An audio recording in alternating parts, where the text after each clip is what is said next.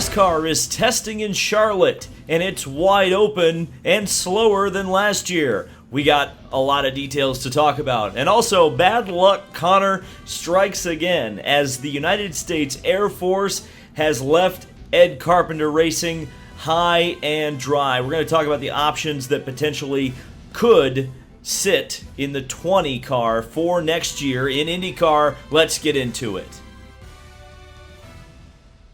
So yes, NASCAR's Next Gen is being put through its paces at Charlotte Motor Speedway, though almost as soon as it began, Austin Dillon crashed, and that car very, very badly damaged, though they are trying to repair it as we speak. The modular design of the Next Gen, very similar to IndyCar racing, and we'll see if they get out tomorrow.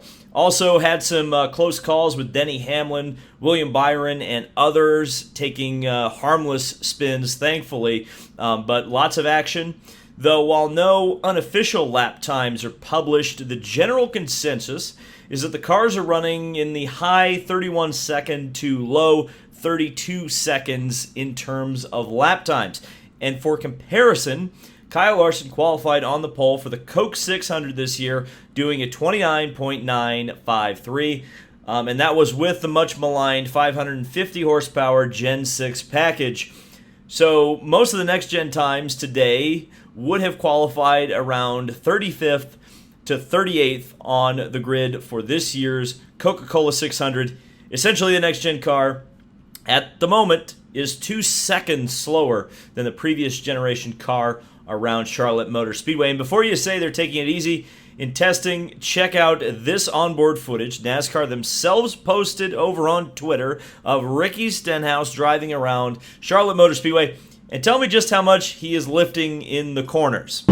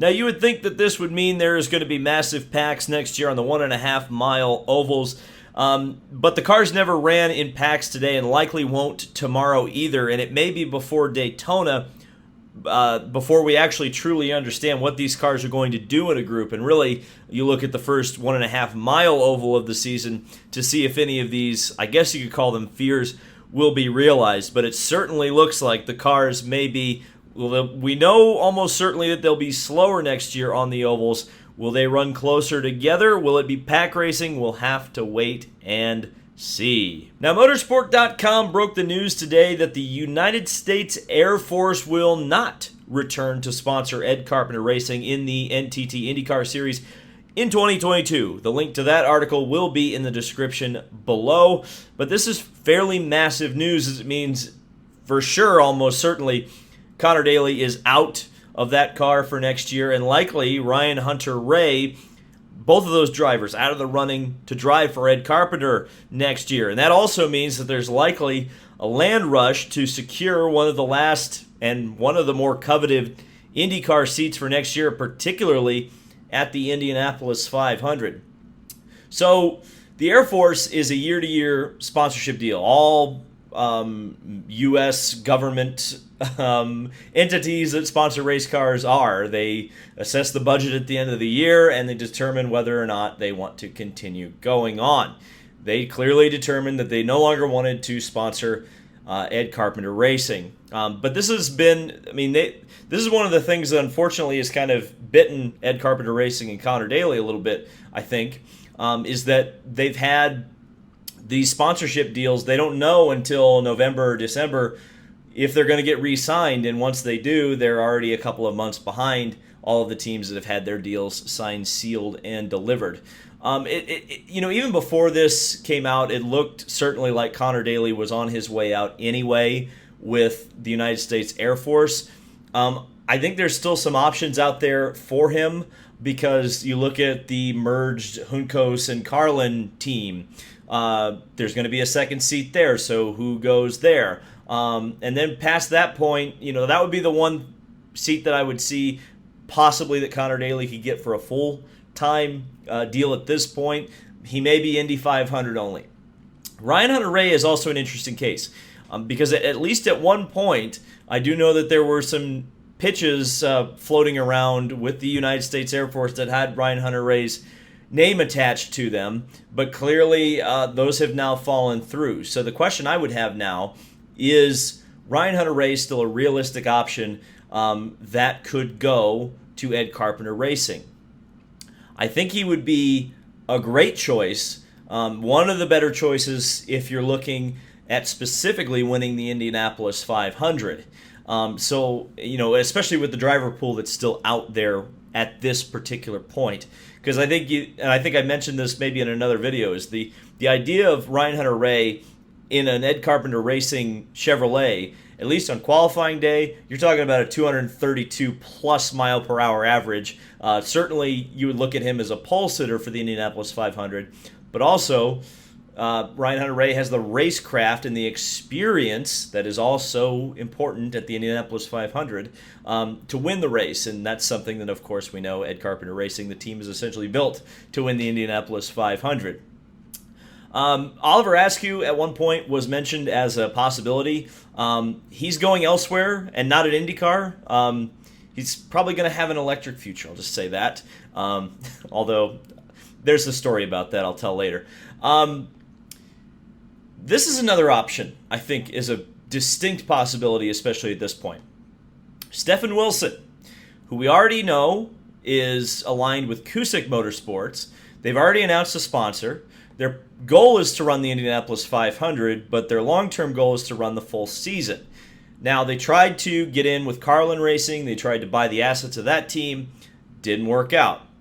Do I think that their option may be at Juncos Carlin or whatever we want to call that team now, Juncos Hollinger?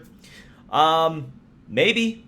But I think if you look at, from an objective standpoint, at this point where these teams stand, do you want to go over to Juncos, run a second car? Or do you take your budget to Ed Carpenter Racing, know you've got a bullet for the Indianapolis 500, which is your goal this year anyway, and as a bonus, you get to go and run the majority of the season on the road courses and prepare for next year. I think that may be a very distinct possibility. But there are also drivers running around out there with budgets. I think you need to go back to the Indianapolis 500 entry list video to see a list of drivers who are available on the market right now. Several of those drivers have either a partial budget or a full budget. And then you start thinking about some of the F2 drivers that are coming over, or drivers from Europe with big budgets. I don't think Ed's necessarily in trouble, but he's probably not going to get his first choice, which at this point seemed like it was Ryan Hunter-Reay. Now, will we still see Ryan Hunter-Reay in an Ed Carpenter Racing car for the Indianapolis 500? I think it would be wise of them to try to get it done. We'll have to wait and see. But certainly, I think Connor Daly's on the outs at Ed Carpenter. I think it would take a miracle for him to be back there. I think he's looking elsewhere. You'll see Oliver Askew full-time elsewhere next year, and Ryan Hunter-Reay, who knows what we're talking about there. And I think you won't see any of those drivers, the 20 car isn't really full-time anymore, is it? Or it is full-time, but it's split between Ed running the ovals and then whatever road course races. So, I think it would be also, prime opportunity for like an Ed Jones to return the team. I don't know if Ed Carpenter Racing would really want that, but I would think that if the check clears and Air Forces wasn't going to, you take who you can get. I don't know.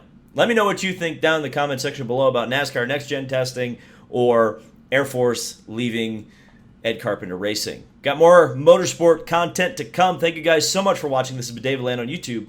Subscribe, and we'll see you in the next video.